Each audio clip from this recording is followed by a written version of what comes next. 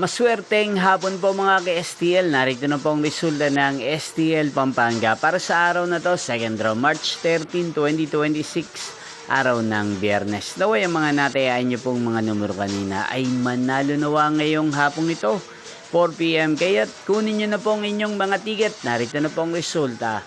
Ang mga numerong nanalo sa STL Pampanga ngayong hapong ito, March 13, 2026. 4 PM second draw result 18 at 26 in exact order again 18 at 26.